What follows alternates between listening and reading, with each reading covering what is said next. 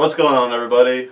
We have a new video for you, and it's going to be captivating. We're going to talk about best WWE feuds ever, or at least our favorites. Our personal favorites. Our personal favorites.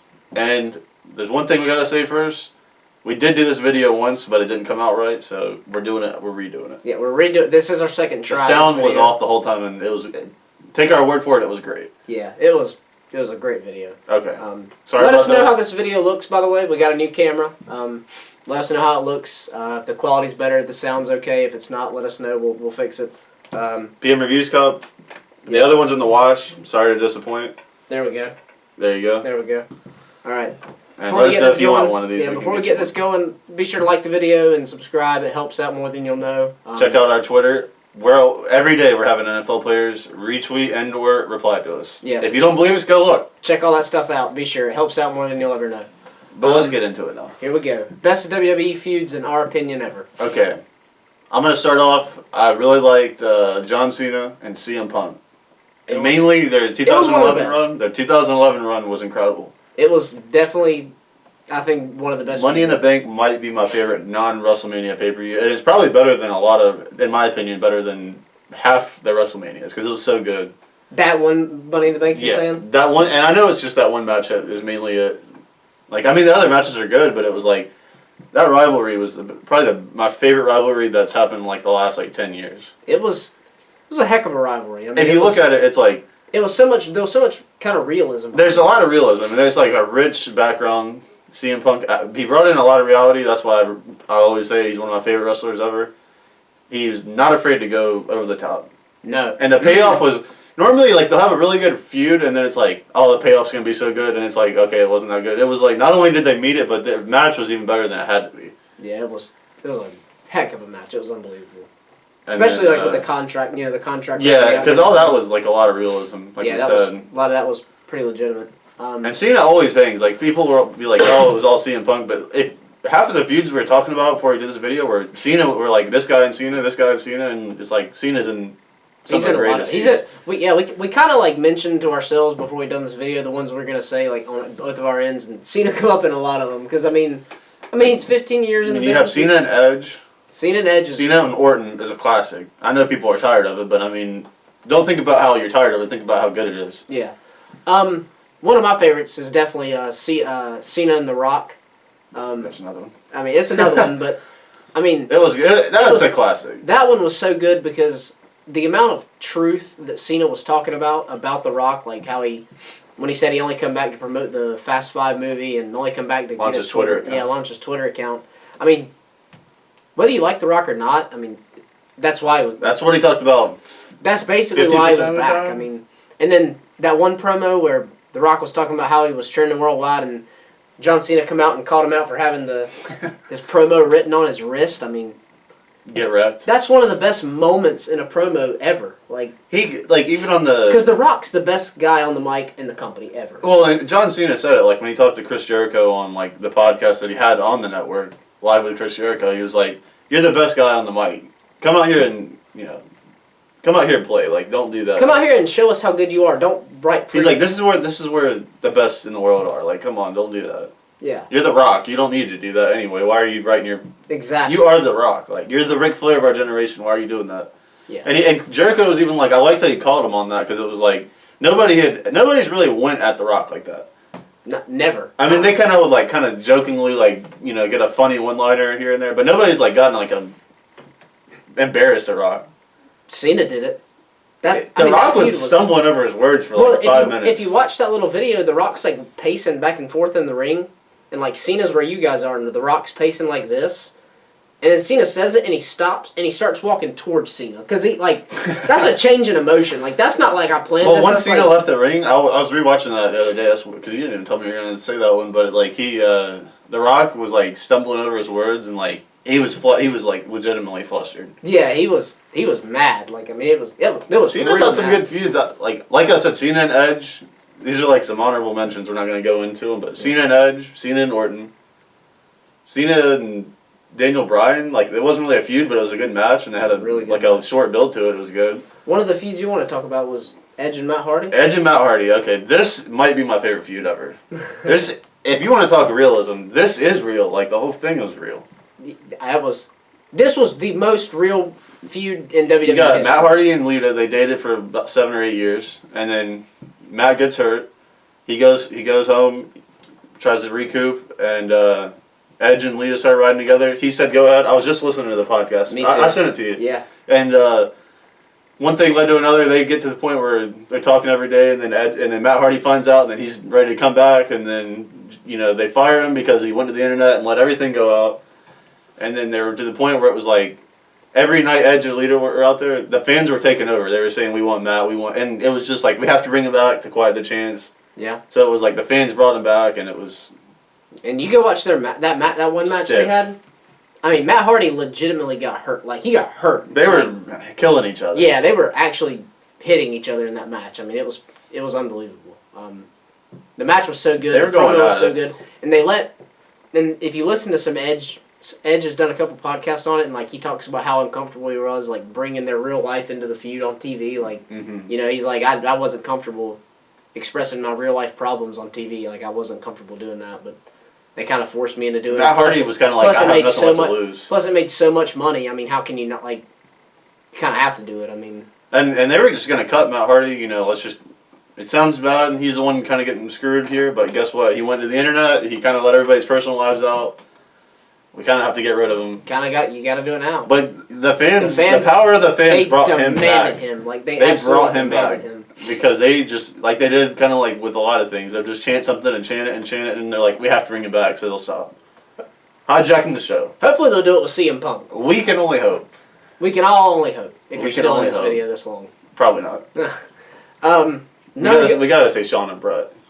Oh, if you don't think Shawn and Brett, once again, notice the trend here. The best feuds are the ones that are real outside of the ring, like that are real behind. But the only doors. feud I could think of that's like one of the best ever that has absolutely no realism is Jericho and Michaels in 08, and that one was just once in a lifetime. Yeah, You got two of the best guys ever. and I mean, there was some realism because I mean, Jericho. It wasn't like it was already one of the best. Jericho feuds ever. punched his wife for real. Yeah, like, that was kind of into it far, but yeah, that if you notice, there's no realism in this feud. How is it so good? It was like, hold on a second, there's got to be some realism, a little bit too much. He punched Shawn Michaels' wife in the face for real. They talk about it on the Jericho podcast when he had him on there. He's like, she kind of moved forward, and I was supposed to kind of take a little bit off.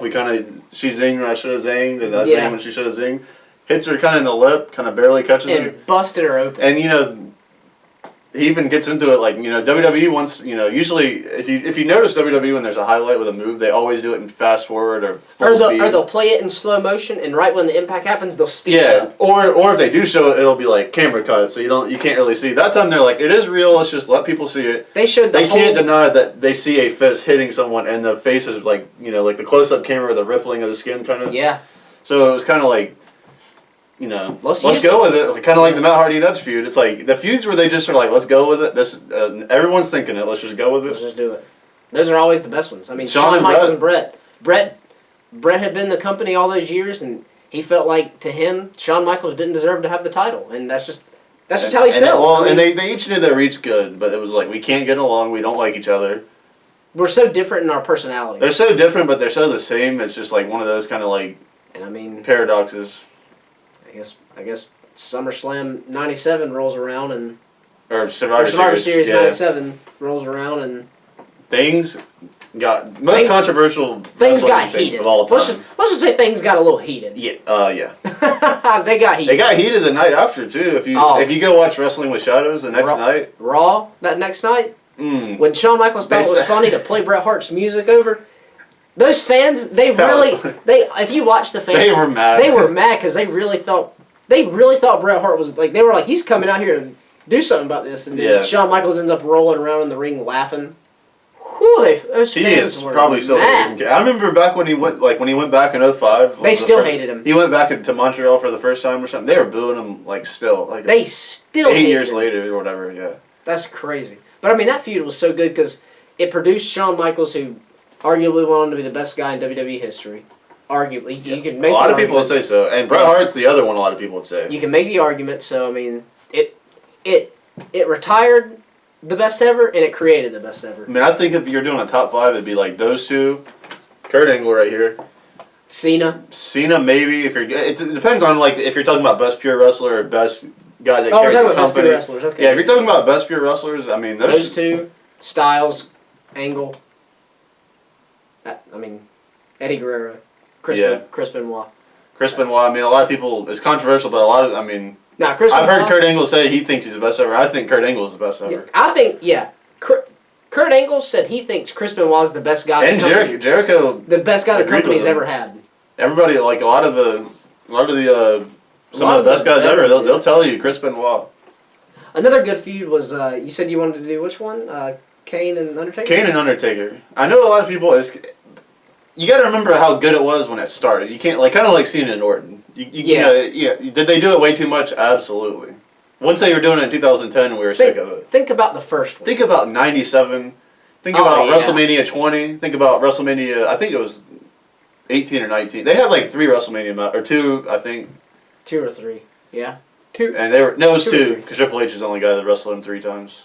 Okay. Yeah. But I mean, that first time Kane came out there in that Hell in a Cell match, that is like one of my favorite moments of all time. Really? When he came out, it was kind of the mystique of Kane. It was like, that's kind of why Kane, after he took the mask off, for me, it wasn't the same, because it was like, he comes out there.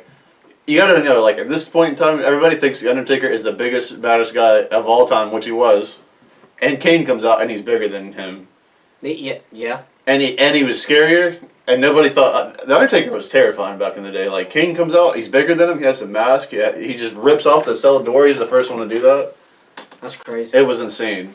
I've never really actually watched. You gotta see it. It's incredible. If we're gonna be honest here, I mean, I can't watch every match in WWE history. Like, I mean, that's one of the ones I haven't seen, to be honest. So I'm not gonna touch on that feud too much because I didn't. That's like my favorite part of their feud, even though it was the first time they locked up, really. And then they had a storyline where he wouldn't fight his brother. Like, he was like, "You're my younger brother, even though you're 6'10", like 300. I won't hit him," or something. And then finally they did, and it was like they had a lot. It was back when WWE was doing the over the top storylines, but I liked it though.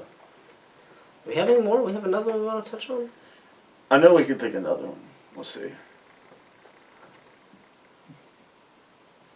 I'll tell you what. Let's call it right there. And if y'all have one y'all want us to hear, or y'all have one y'all... if y'all can throw us a couple, maybe in the comments, or on our Twitter or Facebook or something, leave us some, and if we get enough, we'll do another one and talk about those. We'll go back if we have to, and we'll research the whole feud. I mean, we'll sit down. We'll probably know about it, really. We just probably forgot it because there's so many good ones. And if we don't know about it, we'll honestly put the time in to research the feud and talk about it. I saw a lot of people on our Google Plus. I was talking to them on there. Like, a lot of people were. I was put up like hey, we're gonna talk about some feuds. Which ones do you guys like? Couldn't hit all of them. There was like 50 good ones people had, but these are some of our favorites. We'll probably put this link up in there, and we can kind of, if you like some of them, just tell us. Yeah, I love talking about feuds. We love talking about. Yeah, that's one of our favorite. We like the comments. We love to interact with our viewers, and so definitely like, comment, subscribe, help us out on our social media accounts. Get a conversation rolling if you can. I mean, and keep coming back to the conversation to keep it going. Thanks for watching this video. Be sure to check out all of the other videos. We'll put one maybe like right here somewhere. Maybe. We're still using this technology. Yeah, we're using this technology, and we got a new camera, so the frame might be off a little bit. Somewhere in between us, somewhere it's probably going to cut off our heads or something. The video, but check out the video, subscribe. Thanks for watching, and we'll see you next time.